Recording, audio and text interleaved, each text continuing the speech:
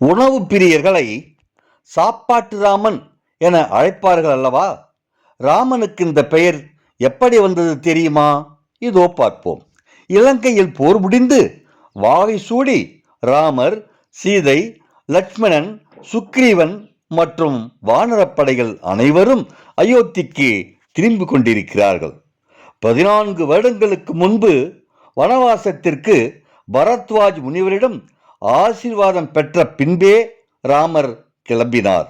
அதுபோலவே அயோத்திக்கு திரும்பும் போதும் பரத்வாஜ் முனிவரிடம் ஆசி பெற ராமர் விரும்பினார். ஆனால் 14 ஆண்டுகள் முடிந்த உடனேயே ராமர் அயோத்திக்கு திரும்பி வராவிட்டால் தான் தீயில் விழுந்து மாண்டு விடுவதாக பரதன் ராமனிடம் சொல்லி இருந்தான்.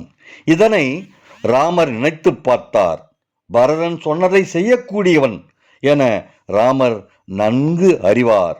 தன் வருகை தாமதமானால் தம்பி பரதன் உயிர் துறப்பான் என்று அஞ்சினார். ஆகவே அனுமனை அழைத்து, எனக்காக நீ பரதனிடம் சென்று நான் அனைவருடனும் வந்து கொண்டிருப்பதாக சொல்லிவிட்டு வா என கேட்டுக்கொண்டார்.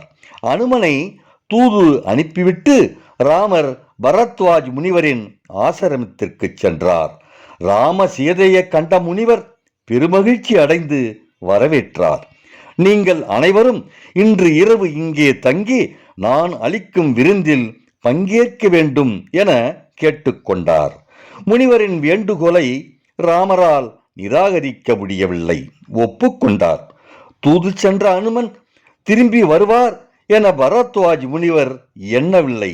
அதனால் வந்திருக்கும் அனைவருக்கும் சாப்பிட இலை ஏற்பாடு செய்த பரத்வாஜ் முனிவர் அனுமனுக்கு தனியாக உணவு சாப்பிட இலை ஏற்பாடு செய்யவில்லை.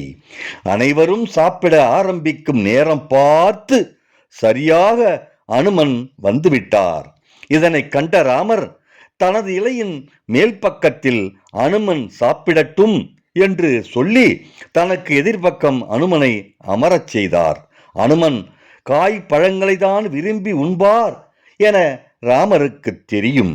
ஆகவே பரிமாறுபவரிடம் தனது இலையில் மேல் பக்கத்தில் காய்கனிகளை பரிமாறச் சொன்னார். அரிசி சாதம் மற்ற உணவு வகைகளை தன் பக்கம் வைக்கச் சொன்னார். இருவரும் ஒரே இலையில் சாப்பிட்டு முடித்தார்கள். தான் உடனடியாக போகாவிட்டால் பரதனின் உயிர் சென்றுவிடும் என்று தெரிந்தும் பரதனிடம் தான் வந்து கொண்டிருப்பதாக அனுமனை தூது போக சொல்லிவிட்டு பரத்வாஜ் முனிவரின் விருந்தில் ராமர் கலந்து கொண்டது. மேலும் தனது இலையில் அனுமனுக்கு பழங்களை காய்கறிகளை மட்டும் வைக்கச் சொல்லிவிட்டு தான் சாப்பாட்டை மட்டும் சாப்பிட்டதாலும் ராமர் சாப்பாட்டு ராமர் ஆனார். இதுவே காலப்போக்கில் சாப்பாட்டில் விருப்பம் உடையவர்களை இப்படி பெயரிட்டு அழைப்பது வழக்கமாகிவிட்டது. சாப்பாட்டு ராமன் என பெயர் வந்த காரணத்தை தெரிந்து கொண்டீர்களா? நன்றி, வணக்கம்.